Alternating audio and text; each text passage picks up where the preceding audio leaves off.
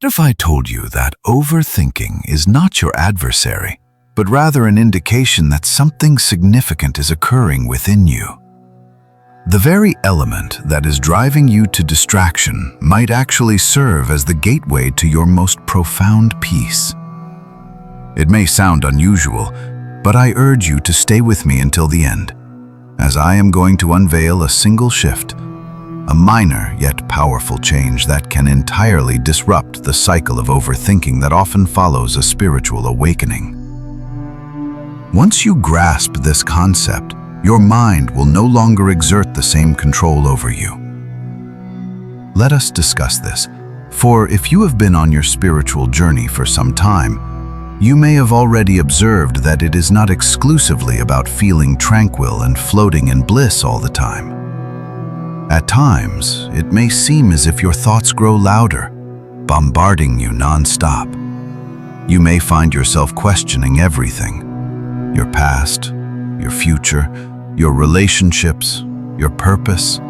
It can feel as though your brain is racing at 1,000 miles an hour, and no matter how much meditation or journaling you engage in, that inner noise simply will not cease. You strive to find answers, you attempt to resolve it, to comprehend everything, yet nothing seems to quiet the noise within. I understand. You are not alone. Many people experience this phase after an awakening. A client of mine once shared, "I used to be stressed and at least I knew what I was stressed about. Now I find myself overthinking life itself." This is precisely the effect of awakening. It peels away layers of illusion, but also reveals the underlying chaos. The reality is that most of us were never taught how to sit with our thoughts. Rather, we were conditioned to seek distractions, solve problems, or numb our minds. Yet once you awaken, none of these coping mechanisms prove effective anymore. The noise intensifies because your soul is urging you to listen, truly listen, not to the thoughts themselves, but to the awareness that exists behind them. Let us delve further. Overthinking is merely the mind engaging in its habitual tendency to control.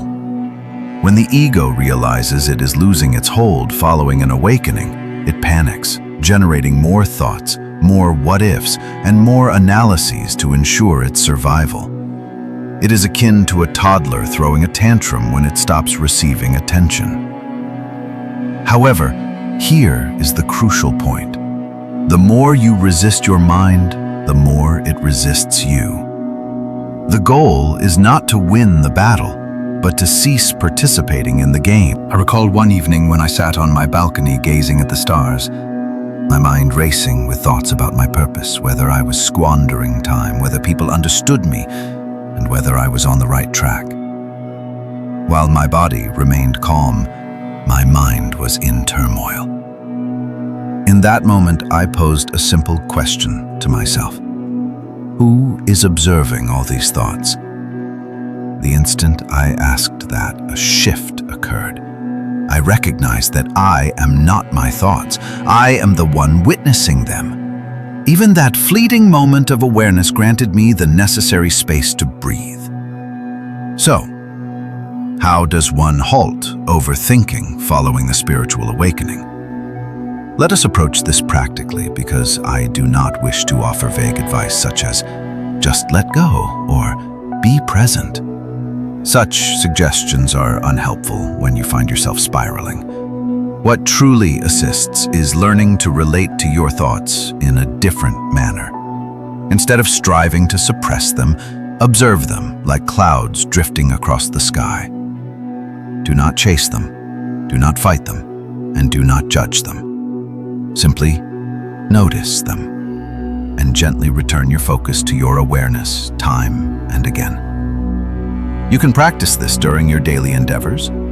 For instance, if you are brushing your teeth and your mind spins over something someone said, rather than attempting to stop the thoughts, become curious. Say to yourself, "Ah, look at that. My mind is replaying this moment again. This simple act of curiosity pulls you back to the role of the witness. The more you engage in this practice, the more control you reclaim. Another impactful method is grounding. When you feel overwhelmed by your thoughts, it indicates that your energy is not anchored in your body. One of the quickest ways to break the cycle of overthinking is to engage in a physical activity that brings you into the present moment. Walk barefoot on the grass. Splash your face with cold water. Or stretch your body and fully experience every movement. When your body is grounded, your mind automatically begins to slow down. You can also utilize what I refer to as the name and breathe technique. When you feel engulfed by your thoughts, take a pause and name your experience. For example, say, "Right now, I feel anxious because I am thinking about the future." Afterward, take 3 slow, deep breaths. This moment of identifying your feelings brings you into the present, and the breath signals to your nervous system that you are safe. It is straightforward, yet remarkably effective. Moreover, it is vital to recognize that sometimes overthinking after awakening arises from attempts to make sense of spiritual experiences that cannot be comprehended by the mind. May have encountered moments of profound connection, synchronicities, or energy shifts. And now your rational mind endeavors to analyze everything. However, the mind is not equipped to comprehend the soul. It cannot quantify peace or categorize love. The more you attempt to rationalize the inexplicable, the more entangled your thoughts become. Therefore, grant yourself permission to embrace the unknown and allow mystery to remain just that, mysterious. Trust that not everything needs to be understood to be genuinely felt. One viewer once reached out to me, expressing, "Ever since my awakening, I've been overthinking everything. Every word I say, every choice I make. I feel as though I am losing my mind." In truth, what was occurring was an increase in her sensitivity and an expansion of her awareness. She could now see more of what had always existed. Yet because she had not learned how to navigate this heightened sensitivity, it manifested as overthinking. When I guided her to concentrate on her breath, on her body, and on stillness, not as a method of escape, but as a means to anchor herself, she made a beautiful observation. I realized that the thoughts weren't stronger. I was simply more aware of them. That awareness provides me with power. If you find yourself ensnared in your thoughts at this moment, know that this does not indicate failure. Instead, it signifies that you are awakening to the workings of your mind.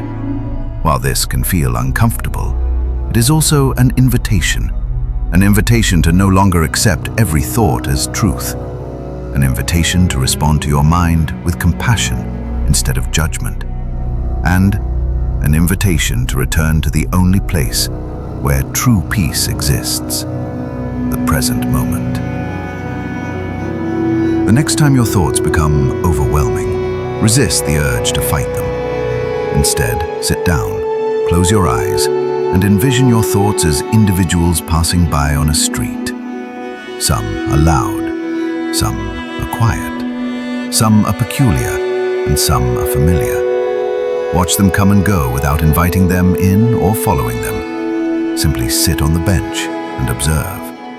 This uncomplicated visualization retrains your brain to let go without exerting force. Additionally, consider another practice. At the end of each day, write down your thoughts without filtering them. Just let whatever is on your mind flow onto the page. This allows your thoughts to exist outside your head. And when you read what you have written, ask yourself, is any of this true? Or is my mind simply expressing fear? You may find it surprising how frequently overthinking emerges as fear, donning various disguises.